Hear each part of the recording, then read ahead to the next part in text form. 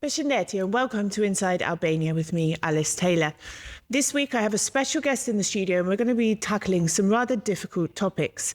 Now, as you probably know, between 1998 and 1999, Kosovo and Serbia were engaged in a bloody war. During this time, more than 1 million Kosovar Albanians and other ethnicities were displaced. 20,000 people were raped by Serb military and around 13,000 people were killed. We are still feeling the repercussions in the region of this war today, and tensions between Kosovo and Serbia continue to simmer with no end in sight. I'm joined in the studio today by Vasfije Krasniqit.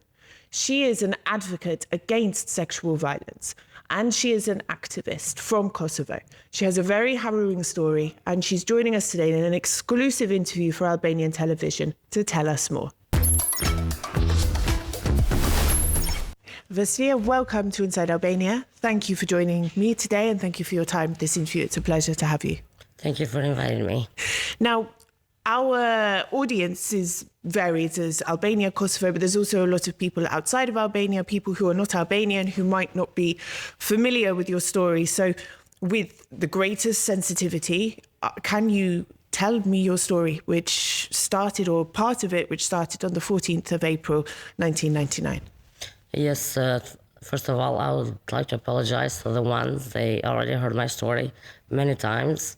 It's not something that they should hear it a lot of times, but for the ones that they haven't heard it, when I was 16 during the 1999 in Kosovo War, I was abducted by a Serbian police officer, and I was raped by two persons. And what happened after this? I mean, obviously this you were abducted and this horrific crime was committed against you.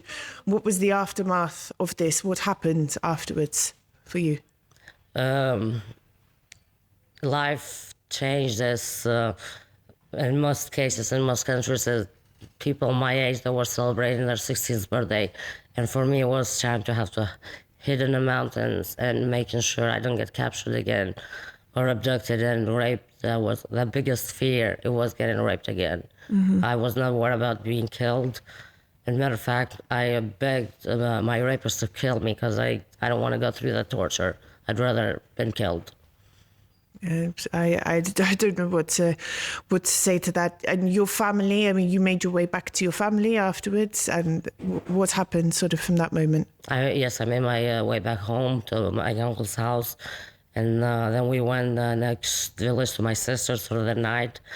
And then the very next morning, KLA fighters, they came and they took me to their to the KLA base where I testified.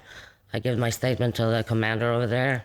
And from that point, we stayed in the mountains almost till the war ended in Kosovo. We're living in the mountains. And then you left Kosovo at quite a young age. You went to the United States. How did that decision come about? What was it like going to the US, and what was life like once you were in America? I left Kosovo when I was 18.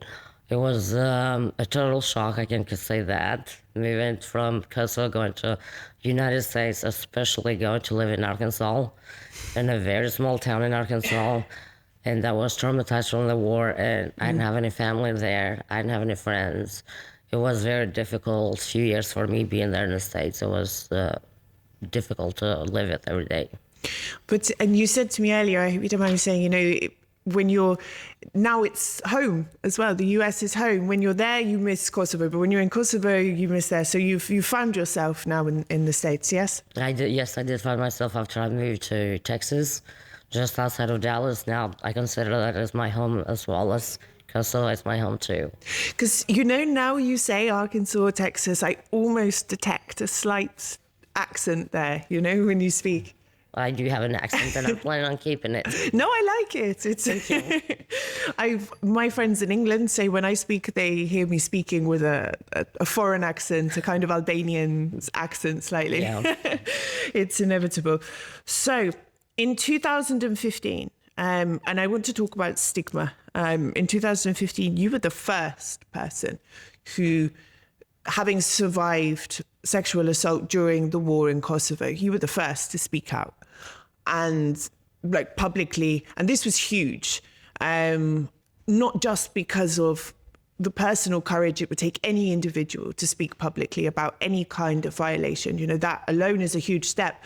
But in the context of Kosovo, this Albanian society, even I believe any woman who would suffer sexual assault, it's difficult for her to speak up, let alone also in the context of the war. Can you explain a bit more for our listeners about why this step was so crucial, why this was such a big step for you and for other survivors of sexual assault? Yes, but I'll have to correct you. It was not in 2015. It was in 2018, 19 years after the crime, where I decided to go back home and speak up publicly without covering my face or changing my name, and I was the very first survivor to do so. In Kosovo, they heard a lot of stories of sexual violence during the war, but it was always, they changed their names, they hid their identity, they changed their voice, and I was the very first one to put a story and a name together, and it had a huge impact in our society.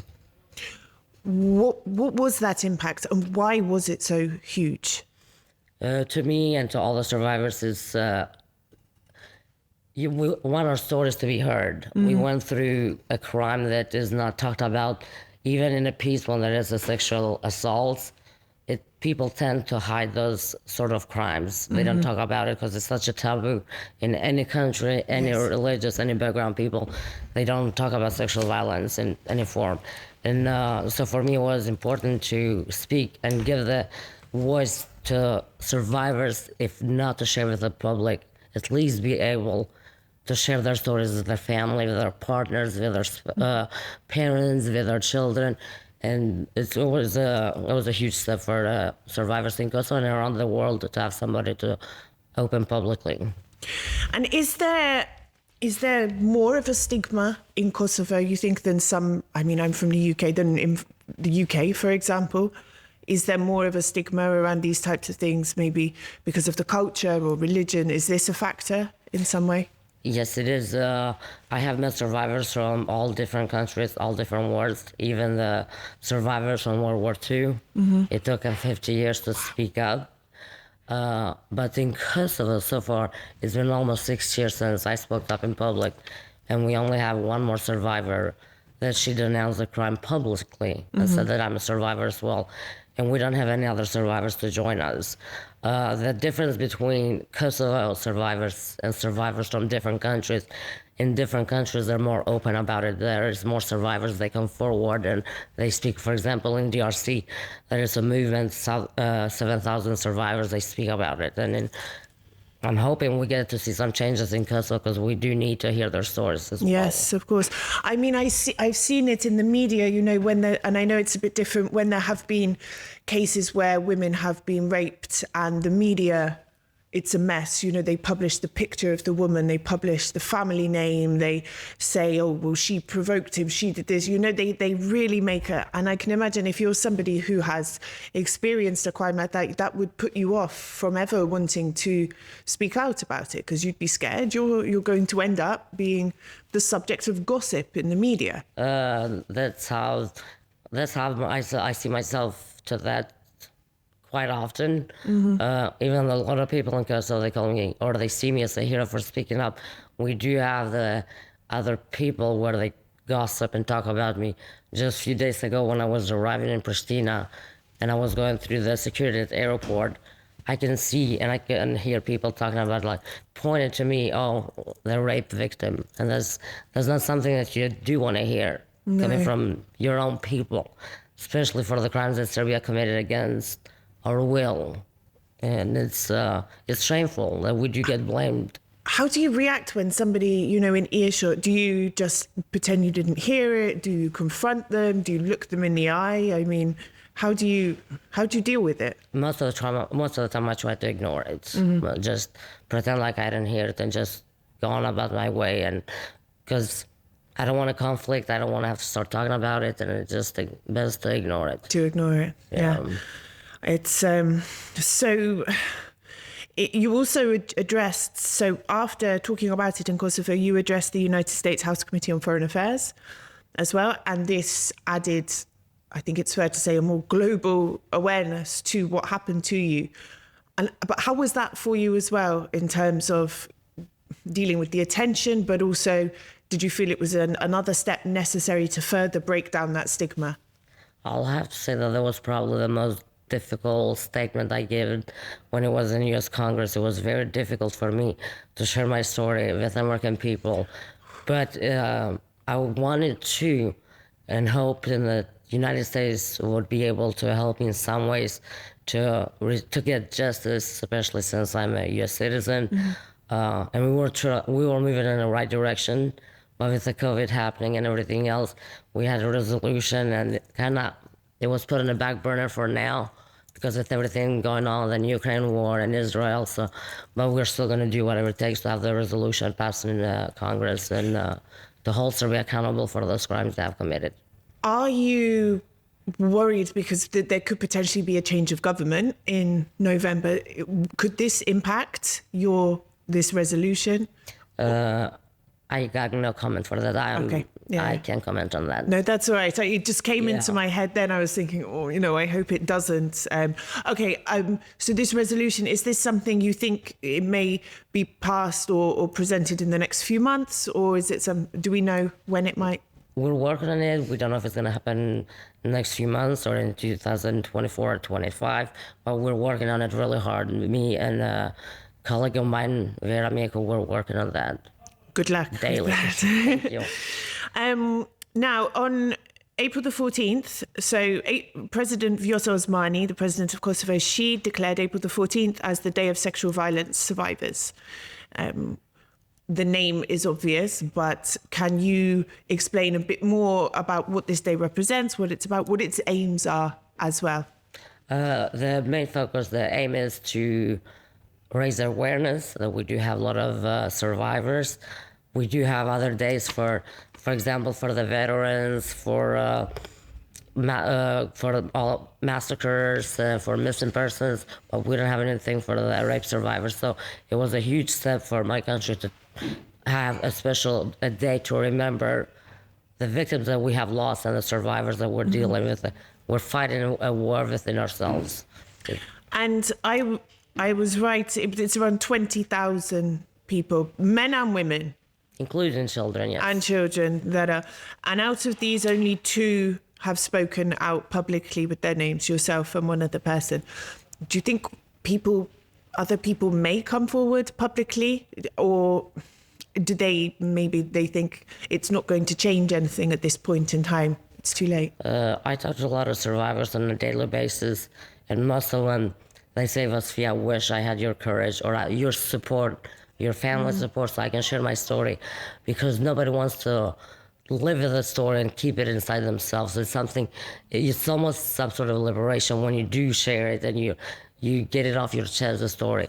But family is a big issue when it comes to survivors speaking up, because they don't support that. No.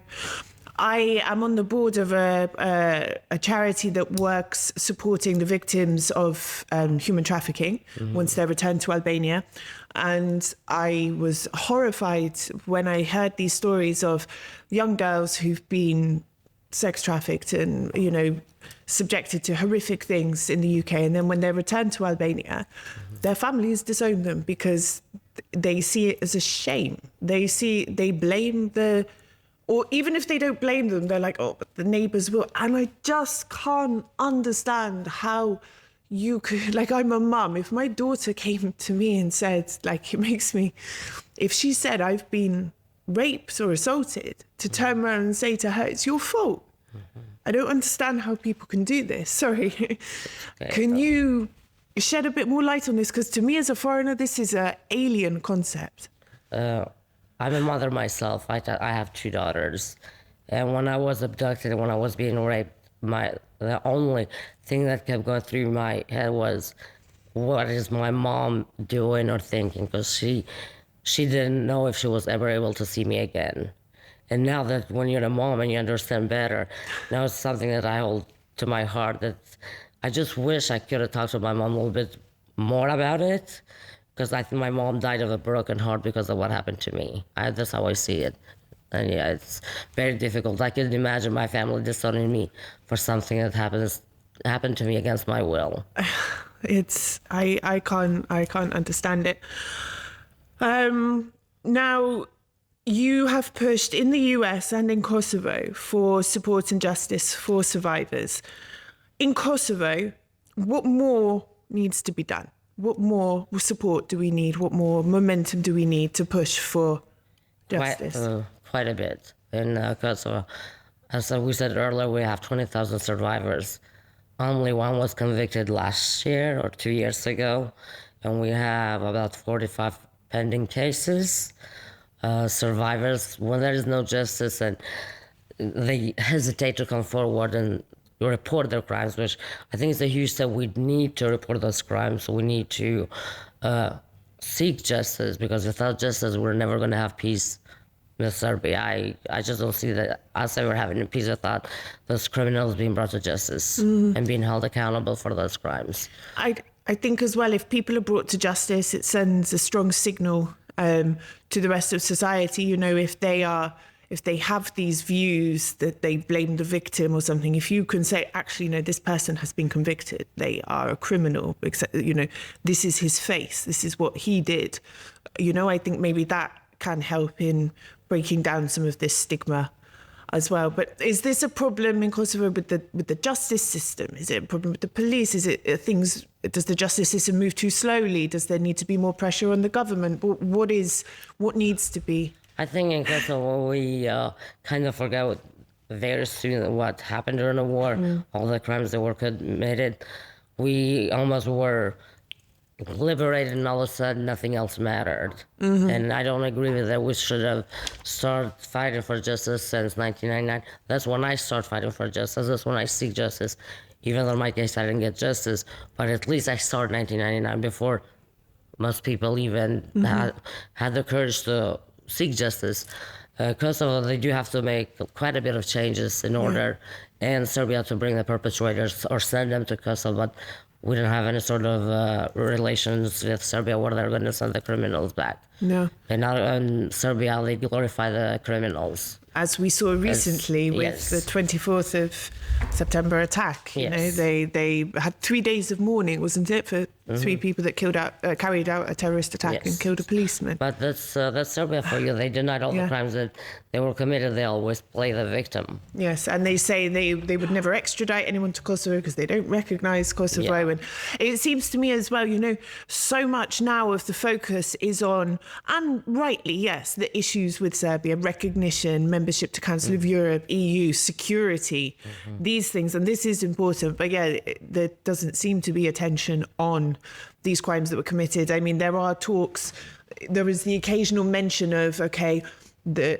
countries must resolve the issues of missing persons, etc. But no one's talking about these horrific crimes that were committed. And 20,000, I mean, even if it's 2 people, that's 2 people too many. But 20,000, I mean, this is huge. I blamed all the government and families too for those crimes, because everybody swept it under the rug, and we didn't talk about it enough. And this makes it even harder because rape in any country is one of the hardest crimes to prosecute. Yes. To prove, I mean, the I don't know off the top of my head, but the conviction rate for rape in European countries, in the US, is very, very low, let alone in a war context as well, in a society where everyone wants to push it under the table. How can this challenge be overcome? The issue of evidence, burden of proof, this sort of thing. Is it just testimonies we have to rely on at the moment? Yes, testimonies, and we have to. Those cases have to be reported, and keep a track of all those cases. But we have to teach younger generations of those crimes that they did occur. They do occur in every war, and hopefully punish the perpetrators harsher punishment to prevent that from happening in other wars. But it happens as we speak. It's happening And it happens everywhere. It's used where as a there is a war, weapon. there is a conflict, there is always a rape, and nobody can say otherwise. No. It's happened everywhere. Now, you mentioned earlier there were 45 cases pending. Yes. Was that right? So we've had 45 cases pending, 1 or 2 convictions in total? One conviction, and one is in the process of they're going through a trial. The second person is going through a trial as we speak.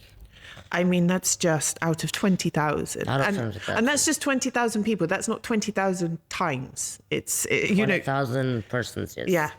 This is, do you know from your own experience with survivors, how many more are potentially considering to start a case? Do we have any statistics on that? Aside from the 45, are there any others who are maybe ready to take that step? It's difficult to say. If somebody was to win a case, it will be easier for the survivors to seek justice now if the perpetrators are going behind the bars. But then if they look at my story and say, look, Vasfije, she's been fighting since 1999. Mm-hmm. She never got justice. What's the point of us speaking out 25 years later? But if someone does want to speak up, I mean, do they go to their local police station? Is there someone who can help them? Where do they go? Maybe they don't have the money for a lawyer. Yeah, we do have NGOs that they deal with survivors. And then legal aid is provided free of charge. It's pro bono for survivors of sexual violence. It's pro bono from all the lawyers. So they don't have to go and find a lawyer who will take the don't. case. They can contact specific groups such as... Yes, they will go to NGOs. We have 4 licensed NGOs. They go to them and then they direct to where they need to report it to the war crimes unit. And that's how... So they will be supported the whole way? The whole way, yeah. And we talked earlier, well, we touched very briefly just on, you know, how Serbia glorifies and denies everything. They deny war crimes, they deny genocide, they deny massacres, they glorify the people who were involved in them. Members of the Milosevic regime are still in positions and are being paraded around Paris, meeting presidents and off to Brussels and smiling for photos. And how does that make you and other people, and I don't mean just survivors of sexual violence, but people who've had their families massacred or have missing persons? It must be a slap in the face for you to see this going on. It is a slap in the face when we see that happening, and international committee doesn't do enough that needs to be done to hold Serbia accountable for those crimes. It's almost like everybody's relying on Serbia to play the victim. In all the wars that Serbia has started and lost, all of them, Serbia always plays the victim. Yes, and the EU's like, hello, come into our house, here you are. Yeah. But Kosovo, you're naughty, so you can have some measures put on you. Yeah. Doesn't seem particularly fair. It doesn't seem fair. No, it's not fair. It's like congratulating the aggressor. Look, if Serbia didn't have someone like Vučić in power and people in these key positions who are linked to that previous regime, I might be able to say, okay, it's a new generation of power, of control, of government, of people. Let's try and move up. But it's not, and the tactics are the same. I had an assistant minister from the Serbian government sexually harassing me on Twitter via direct message. And I'm like, how? And then verbally assault, being verbally violent to me outside, like just on the tweets when I was tweeting about Kosovo.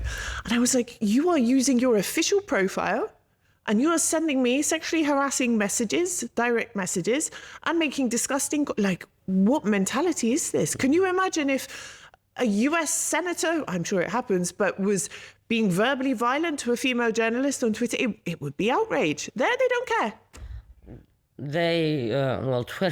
Twitter is a whole different story because I get attacked by Serbians, I get attacked by Americans, and even well-known names Americans that... You can say the name. I've talked about him on the show before. Yeah, so it's... we're always going to have people like that, and I just refuse to mention their names and give them a space in my head because we're always going to have Richards in this world, and that's all I got to say for that.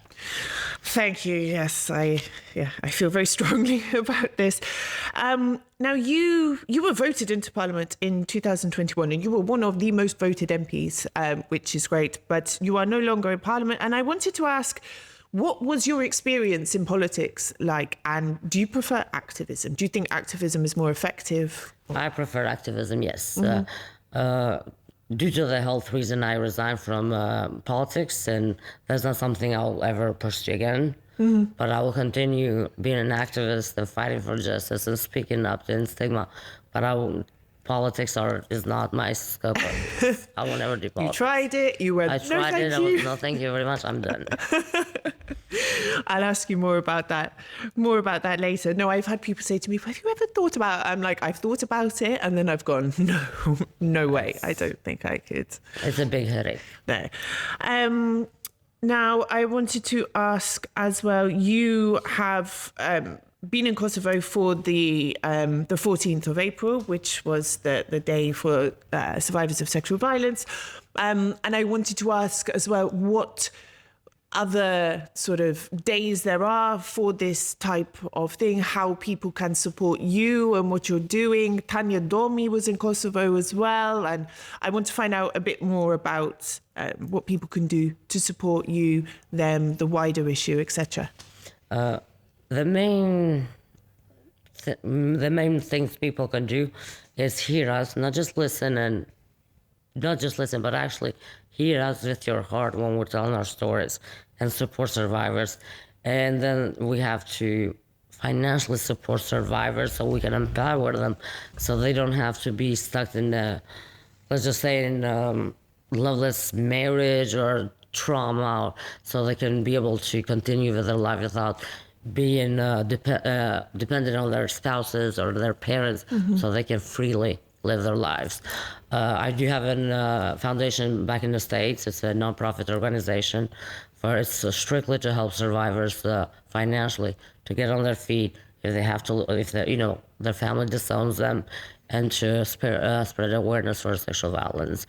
And Tanya Domi, I'm very good friends with her. She's great. She's great. She's a board member on my organization. And we were just in Israel last month to meet survivors there, sexual violence.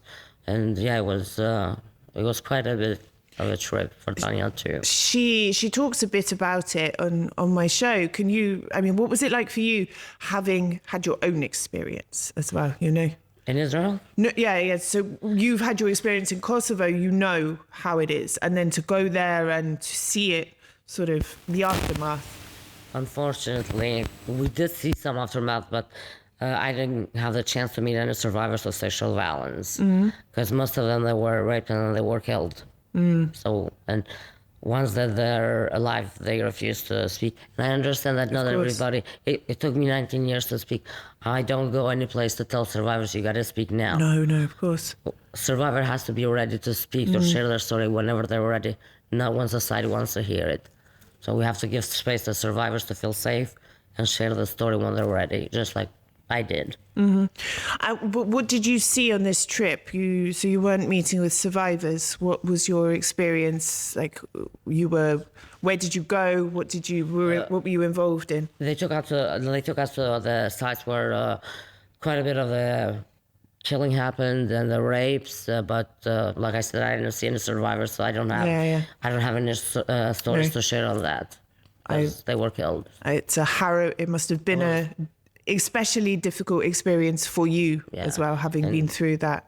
It is, and being a survivor yourself, even now when you see from the other side, because sexual violence happens in both sides. And when you see the soldiers and they're taking photographs with the woman's clothing and everything else, and that to me is, in some ways, it's an assault as well. Yes, of course. Because what's the point if you're going there to fight a war? You're not going there to take pictures of a woman's clothing and showing off. So I don't like that. Now I want to ask you, as we come towards the end, I have a few questions like this to ask, but if there's anyone listening or watching who has survived any form of sexual violence, whether it's in a war zone or not, what would you want them to know? We have to have a thick skin. Not everybody believes the stories. And in most cases, it's my word against his word. And that's that's difficult to swallow for a survivor, and that's why they keep silent. Because, or if they believe you, they're gonna blame you. They're gonna ask, "What were you wearing? What were you doing?" When I was abducted, I was at home. I was 16. I was not out in the streets. I was at home. So they, they're trying to avoid from being judged and being blamed for the rape. So for the survivors, not just in a war, but even at peace, they have to be strong. They have to have a thick skin and always fight for justice. And there's help there if they want it. Oh yes, the help is there. Yes, if they want it. Yes.